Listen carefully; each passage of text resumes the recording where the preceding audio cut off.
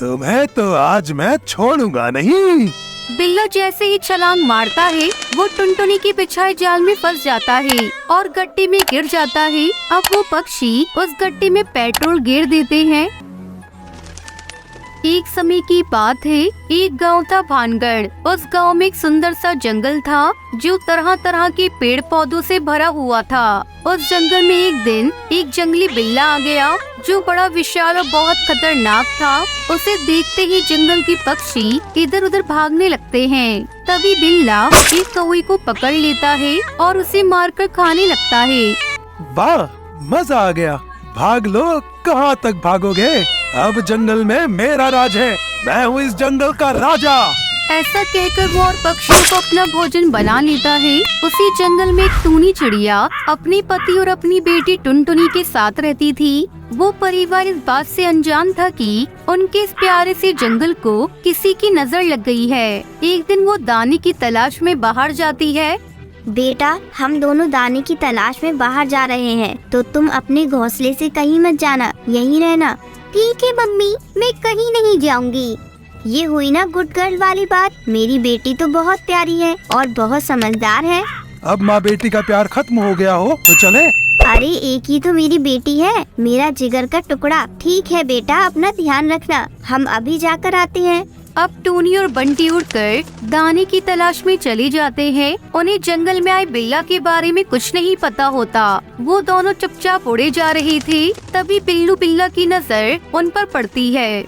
बहुत दिन हो गए, कुछ नहीं खाया। आज ये दो चिड़िया दिखी हैं, क्यों ना इन्हें ही अपना भोजन बना लेता हूँ। अच्छे काम में देर किस बात की। ऐसा कहकर वो बिल्लू बिल्ला आसमान से उड़ रहे उन दोनों चिड़ियाओं को पकड़ लेता है। छोड़ दो, हमें भगवान के लिए छोड़ दो। ऐसे कैसे छोड़ दूं? हैं? हमें छोड़ दो बिल्ला भाई, हम पर तरस खाओ। मेरी एक छोटी सी बेटी है, हमारे बगैर उसका क्या होगा बिल्ला भाई। छोड़ दो हमें, हम तुम्हारे पैर पड़ते हैं। मैंने क्या धर्मशाला खोली हुई है? मुझे ये सब नहीं पता। मुझे तो सिर्फ इतना पता है कि तुम दोनों मेरे आज का भोजन हो और मैं तुम्हें खाने वाला हूँ। ऐसा कहकर वो बिल्ला उन दोनों को खा जाता है और अपने पेट पर हाथ फेरता है। मजा आ गया, टेस्टी। वाह वाह वाह। ऐसे ही रात हो जाती है। टुनटुनी परेशान हो जाती है कि उसके माँ बाप अभी तक क्यों नहीं आए, क्योंकि हमेशा रात होने से पहले वो आ जाते थे। तो वो रोने लगती है। मम्मी पापा कहाँ हो? मुझे डर लग रहा है। मम्मी पापा आ जाओ ना, मुझे बहुत डर लग रहा है।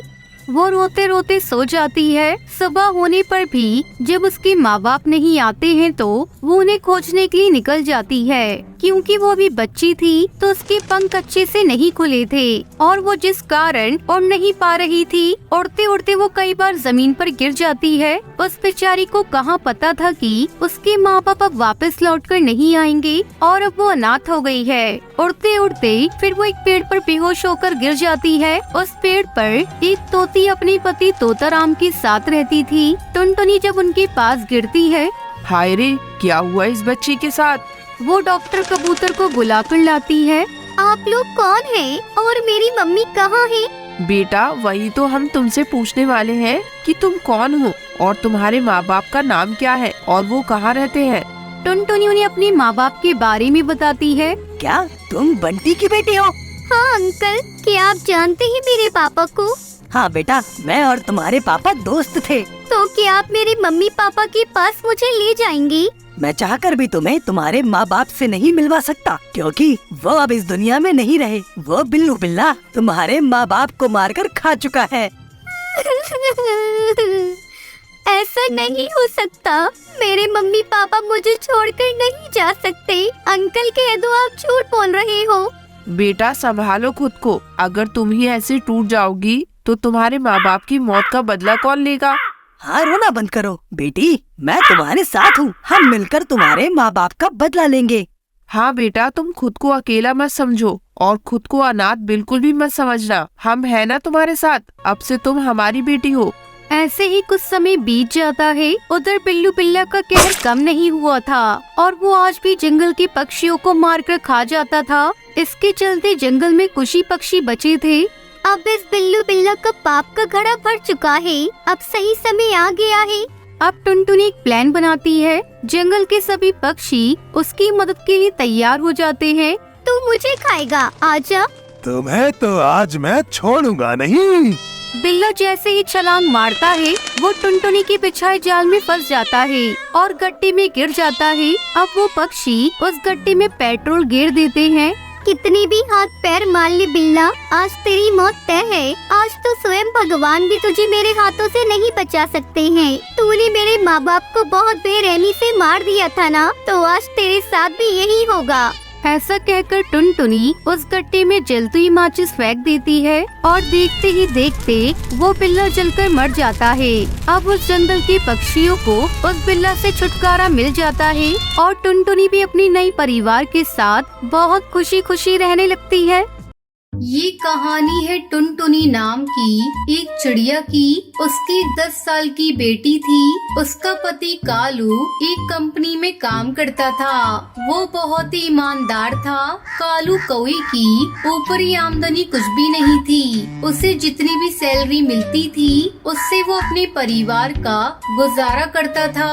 एक दिन कालू कौवा जंगल से घर आया तो देखा चारों तरफ अंधेरा है और उसकी बेटी पिंकी मोमबत्ती में पढ़ाई कर रही है। अरे बेटा, तुम मोमबत्ती में क्यों पढ़ रही हो? लाइट क्यों नहीं जलाई है तुमने? पापा, काफी समय से लाइट नहीं है।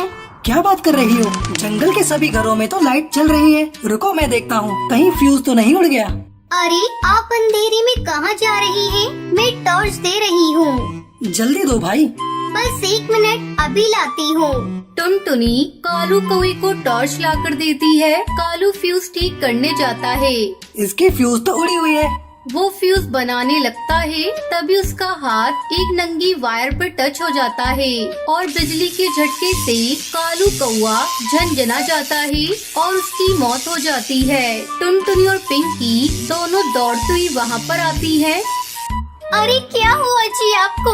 आप क्यों नहीं देखकर काम करते? पिंकी, जल्दी से एम्बुलेंस बुला। देख, तेरे पापा को क्या हो गया। टुनटुनी और पिंकी एम्बुलेंस से कालू को अस्पताल ले जाती है। वहाँ डॉक्टर कालू को मृत घोषित कर देता है। कालू कौवे की मौत के बाद टुनटुनी अपना दिमागी संतुलन खो बैठती है। जब भी टुनटुनी पिंकी को देखती, अरे कलमुही, तेरे ही चलते कालू की जान चली गई। अगर उस दिन कालू तुझे पढ़ता नहीं देखता तो हड़बड़ी में जाकर लाइट नहीं ठीक करता और मेरे कालू की मौत नहीं होती।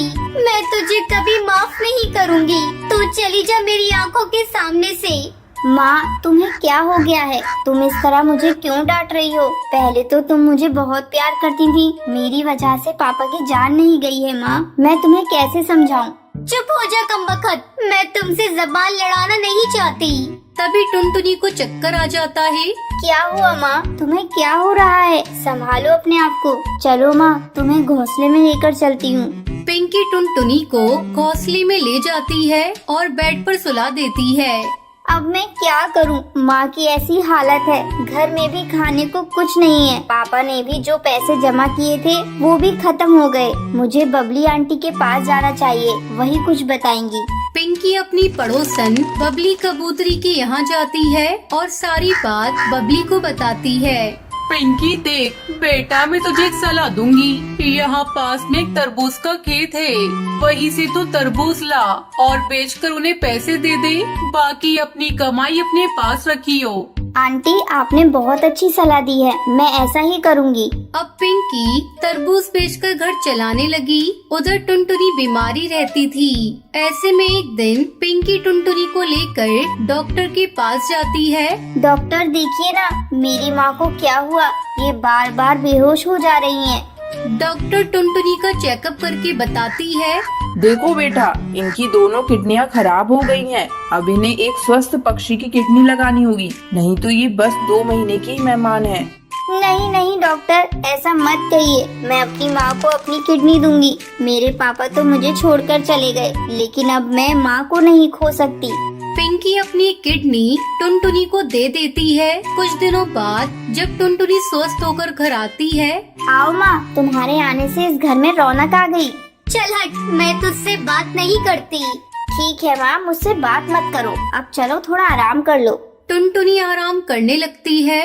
पिंकी तरबूज लेने के लिए खेत चली जाती है। इसी बीच घर पर डॉक्टर का फोन आता है। टुनटुनी फोन उठाती है।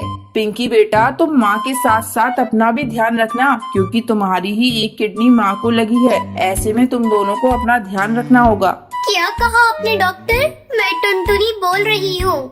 हाँ टुनटुनी जी, मैंने जो कहा वो सच है। आपकी बेटी ने ही आपको ये किडनी दी है। टुनटुनी ये सब सुनकर सुन रह जाती है। जैसे ही पिंकी तरबूज बेच कर आती है, टुनटुनी उसके पैरों में गिर जाती है। पिंकी बेटा, मुझे माफ कर दे। मैंने तुझे बहुत भला बुरा कहा है। डॉक्टर ने आज मुझे बता दिया कि तुम्ही ने मुझे जीवन दान दिया है। दोनों माँ बेटी मिलकर रोने लगती है। रामपुर के जंगल में टुनटुनी चिड़िया अपनी बेटी भूरी चिड़िया के साथ रहती थी। एक दिन टुनटुनी की सास टूनी चिड़िया टुनटुनी चिड़िया से कहती है, हे राम बहू, एक तो तूने बेटी जनी है, ऊपर से इतनी काली है। ना जाने आगे क्या होगा, कौन इससे शादी करेगा। वैसे भी आजकल के चिड़े गोरी चिट्टी चिड़िया चाहते हैं।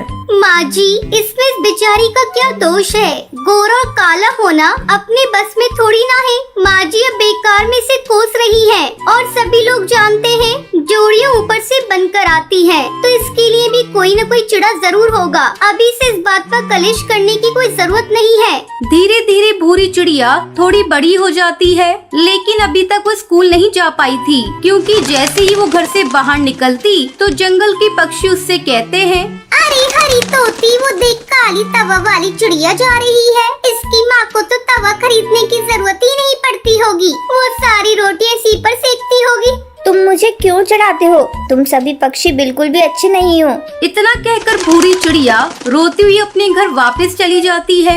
माँ, मैं घर के बाहर कभी नहीं जाऊंगी। जंगल के सारे पक्षी मुझे चिढ़ाते हैं। बेटा, तू चिढ़ती है तभी तो वो पक्षी तुझे चिढ़ाते हैं। तू ऐसा कर, उनकी बातों पर ध्यान ही मत दे। नहीं माँ, मैं नहीं जाऊंगी। माँ, तुम मुझे जबरदस्ती मत भेजो। अच्छा ठीक है बाबा, तू मत जा बाहर, लेकिन तू अब अपने आंसू तो पोंछ और ये ले, जा अपने पापा को पानी दे दे। वो बाहर घोंसले में अपने दोस्त के साथ बैठे हैं। भूरी पानी लेकर अपने पापा के पास जाती है। अरे टुन्नू चिड़ा, ये तुम्हारी बच्ची है ना? किस क्लास में पढ़ती है? टुन्नू चिड़ा उसे कोई जवाब नहीं देता। बेटी इधर आओ, तुम किस स्कूल में पढ़ती हो? अंकल जी, मैं किसी स्कूल में पढ़ने नहीं जाती। इतना कहकर भूरी चिड़िया अंदर भाग जाती है। अरे टुन्नू चिड़ा, तुम कैसे बाप हो? तुमने अभी तक अपनी बच्ची को स्कूल नहीं भेजा, वो भी इस जमाने में? क्या करूं दोस्त, तुम तो मेरी बच्ची के रंग रूप को देख ही रहे हो। मुझे इसे स्कूल भेजने में शर्म महसूस होती है। टुन्नू, जब तुम्हारी बेटी बड़ी होकर ये सवाल पूछेगी कि तुमने उसे क्यों नहीं पढ़ाया, तब तुम उसे क्या जवाब दोगे? मेरी मानो तो तुम अपनी बेटी का कल ही एडमिशन किसी सरकारी स्कूल में करवा दो।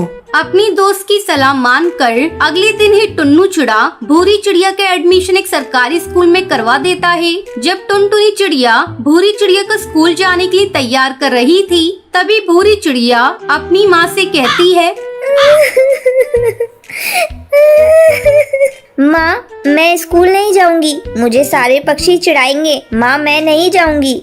बेटा, वहाँ तुझे कोई नहीं चिढ़ाएगा। सारे पक्षी वहाँ मिलकर पढ़ते हैं, तू भी वहाँ मिलकर पढ़ना। मैं नहीं जाऊंगी माँ, नहीं जाऊंगी। अच्छा ठीक है, तू एक दिन जाकर देख ले। किसी तरह टुनटुनी चिड़िया भूरी को समझा बुझा कर स्कूल भेजती है। स्कूल में भूरी चिड़िया अपने क्लास के बच्चों पर ध्यान नहीं देती और पढ़ना लिखना शुरू कर देती है। धीरे धीरे भूरी चिड़िया का पढ़ाई में ध्यान लग जाता है और भूरी चिड़िया अपनी क्लास की मॉनिटर बन जाती है। इसी तरह कुछ दिन बीत जाते हैं। अब भूरी की उम्र विवाह योग्य हो जाती है। एक दिन टुनटुनी चिड़िया टुन्नू चिड़ा से कहती है, ए जी, अपनी भूरी बड़ी हो गई है, उसके लिए कोई अच्छा चिड़ा देखना शुरू कीजिए। तुम्हें क्या लगता है मैं भूरी के लिए चिड़ा नहीं देख रहा हूँ? लेकिन जहाँ भी जाता हूँ बात उसके काले रंग पर अटक जाती है। लेकिन हम लोगों को कुछ ना कुछ तो करना ही होगा। कब तक अपनी बेटी को कुंवारी बिठाए रखेंगे? तुम कहती हो तो मैं कोशिश करके देखता हूँ। वैसे मुझे एक कबूतर के बारे में पता चला है, लेकिन उसकी उम्र थोड़ी ज्यादा है। उम्र थोड़ी ज्यादा है तो क्या हुआ? अगर सब कुछ ठीक ठाक है तो आप रिश्ता पक्का कर दीजिए। अब भूरी चिड़िया की शादी बंटी कबूतर से तय हो जाती है और एक दिन उसके घर पर बारात आ जाती है। दुल्हन बनी भूरी चिड़िया जैसे ही मंडप पर आती है तभी दूल्हा भूरी का चेहरा देख लेता है और भड़क जाता है।